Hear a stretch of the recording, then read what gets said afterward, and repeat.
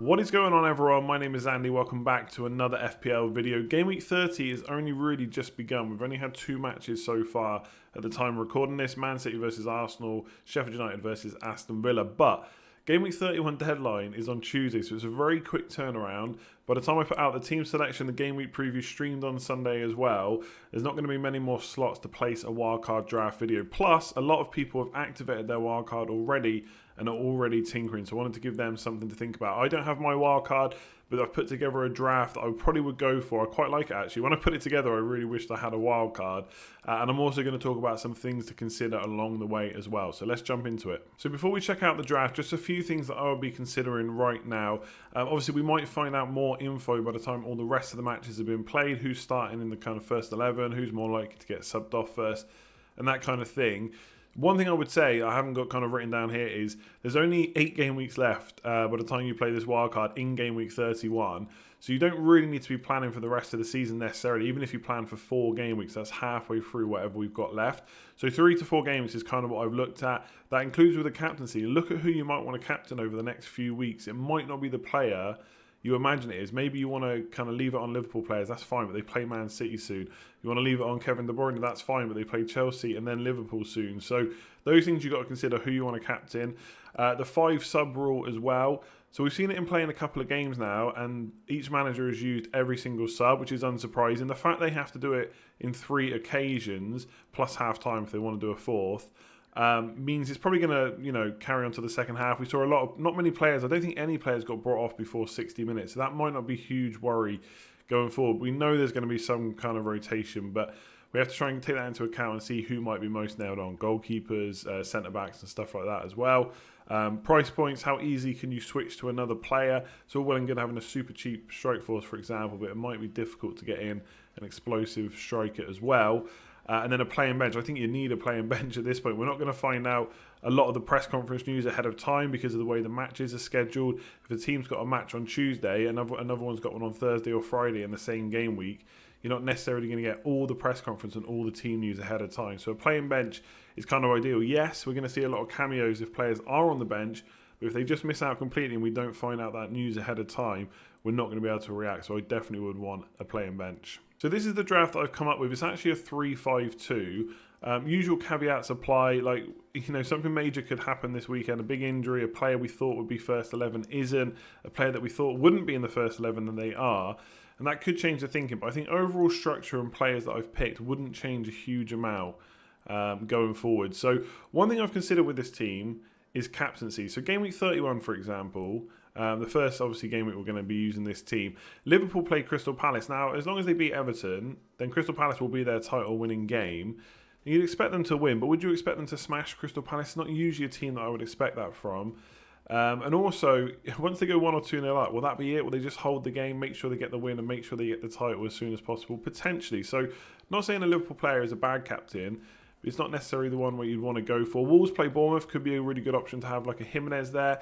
Chelsea play Man City. Now, to be fair, the way Chelsea have defended this year, that's not a bad fixture. And the way Man City played against Arsenal, they kind of looked like they hadn't really had much of a break. They probably didn't press as much with as much intensity and that kind of thing. But overall, they look pretty good. So versus Chelsea is not necessarily a bad option. And Kevin De Bruyne is in there if you want him. But I'm not sure that's where I would put my kind of cap. So United play Sheffield United, that could be tricky to get plenty of goals. And Spurs play West Ham. So one of the reasons I've got Son in there, because you might want to captain him this week or in game week 31, especially given how good he's been for Spurs this year and under Mourinho. He's already got 18 attacking returns and hasn't played many more games than that. So he has been impressive. Game week 32 is exactly the same. Man City play Liverpool. That could be a huge open game, or will it be really tight?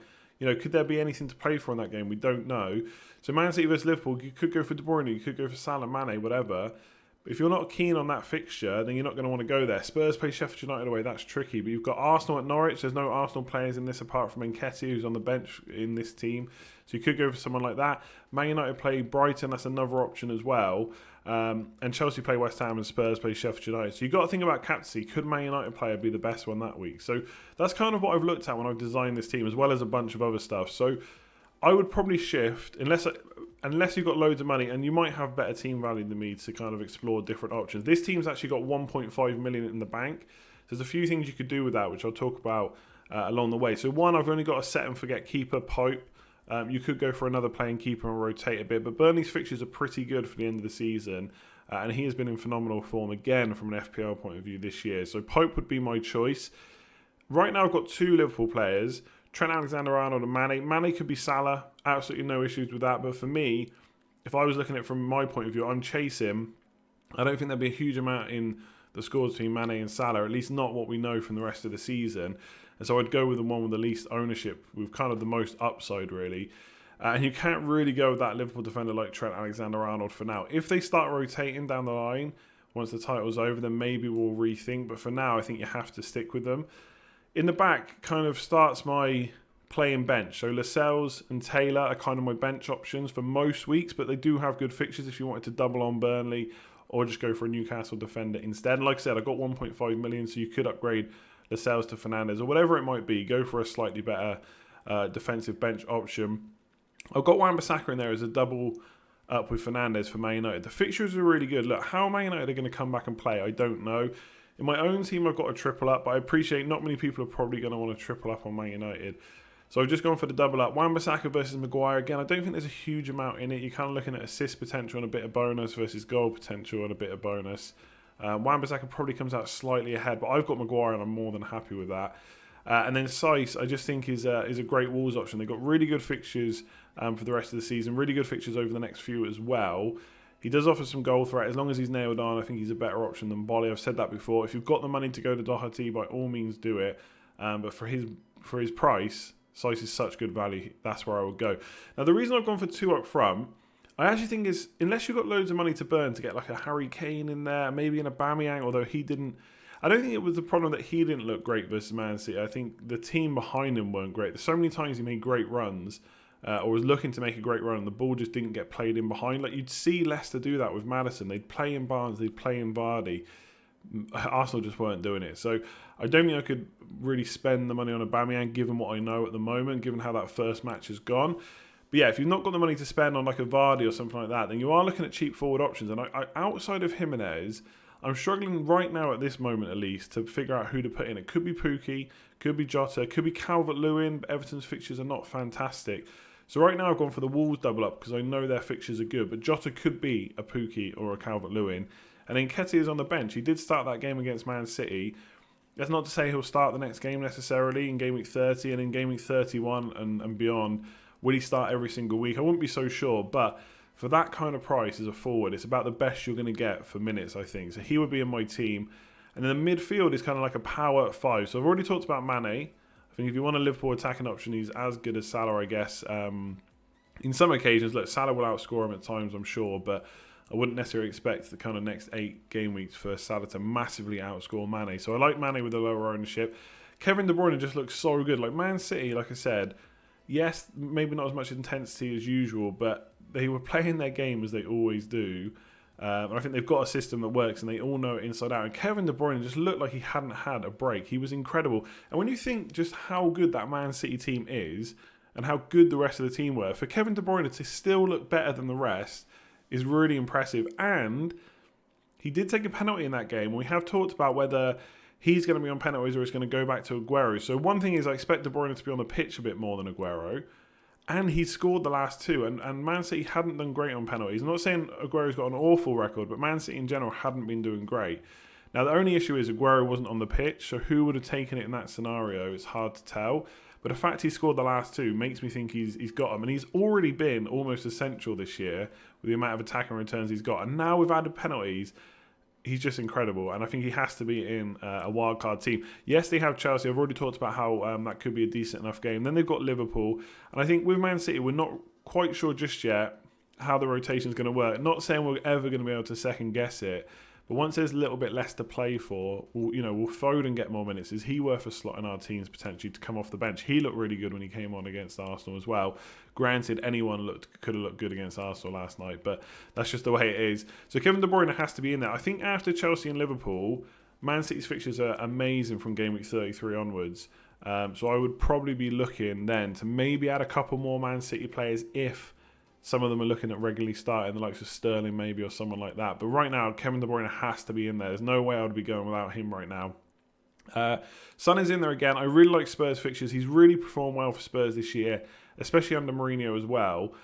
So I know a lot of people are going to be looking at Harry Kane, and the fact that he's finally had a break, a proper break, could make him worthwhile. He's not been rushed back from injury. Spurs have obviously got good fixtures, so if you can fit a striker like Harry Kane up there for the price point, then absolutely fine. But Son has done the best under Mourinho.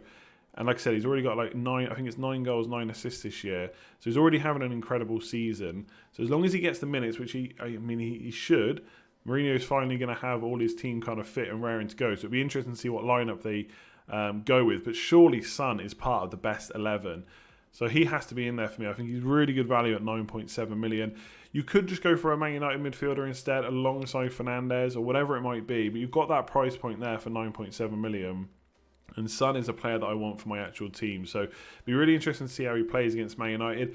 The problem I guess you got from game week 30 onwards is that Man United Spurs game. It's the first game back. They might be a bit rusty. They're also both good teams. So they could nullify each other. So you might not be able to kind of get a whole insight into how Son's going to perform for the rest of the season. But given the fixtures, that's probably what I'll go for. So it's West Ham up next. And I've got written down Sheffield United away and then Everton at home.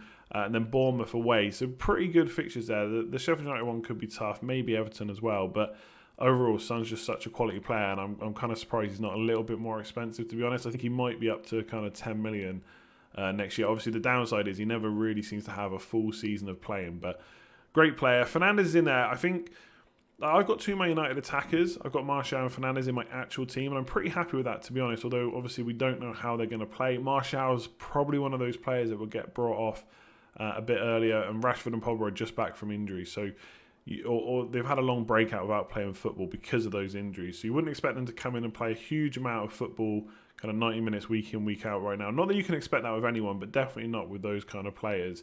We saw it with McGinn. He was one of the first players to be taken off of Villa as well. So Bruno Fernandes just showed what he could do when he came in. So I think you just go with him if you just want to go for one. Unless you want to go for Pogba as a massive differential. Rashford up front instead of Jota if you've got the money to do it as well. But I really like Fernandes in there. And given Man United's fixtures, I think I'd have to have one attacker. If you wanted to, you could maybe swap Son out. You could maybe swap Sarr out, to be honest, if you've got the money to do it. But Sarr is in there as my cheap pick. Now, his fixtures are Leicester at home, Burnley away, Southampton at home, and Chelsea away. So Burnley away, I think, is a tough enough fixture. Leicester and Southampton could get points against them. We saw how good he's been under Nigel Pearson. We saw him tear apart Liverpool before lockdown happen. And Chelsea away, again, they're not really a massively solid defensive team, so he could get points there too. And for 6.4 million, I don't think there's a huge amount of other options. There's him, Harvey Barnes, maybe you could go for. Jack Grealish is the same price for Aston Villa, but their fixtures are awful. And they didn't. I thought they were pretty good against Sheffield United, to be fair. They did cause them problems. Dean Henderson, again, bailed Sheffield United out. But I don't know if Aston Villa fixtures are good enough to warrant maybe a Grealish ahead of Sarr. But that kind of spot, again, could be your cheap midfielder spot. Like I said, Sarr, Grealish, or Barnes, whoever it might be. I do like Harvey Barnes as well. But if you check out our kind of underlying statistics and stuff for Sarr, very, very good. His expected goals are high. He creates chances as well. Gets off shots in the box. I really like him. And I kind of think he's been forgotten about, to be honest, by me as well. Like, I haven't really talked about him much running up to Game Week 30. But from 31 onwards, when we're not strictly just looking at double Game Week players and we've got a bit more variety, I think this is the kind of team I'd go for. You've got a playing bench in Taylor, Lascelles and Nketiah. Nketiah, for the most part, should play or at least get you some minutes. And you've got a solid midfield.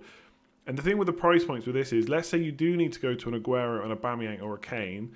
Well, any team's going to have to make a sacrifice, but you could get rid of Son, swap him for Jota, go for another cheaper midfielder, and have Kane up front. You could get rid of Mane, go 3-4-3, and just get Kane, Aguero, whoever it might be, instead of Nketiah. So you can't necessarily do it in one move because you haven't got a premium striker in this team, but you can do it in 2 moves. So overall, I like the balance of this team. I like the setup. I like the price points. And more importantly, I like the players.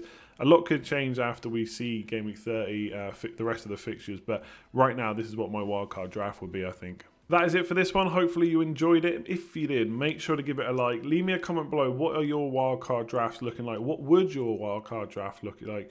And what do you think of mine? Is there any massive changes would you make? Double Man United, are you convinced? Are you not convinced? You're going to have to wait for that Spurs game. Let me know in the comments below.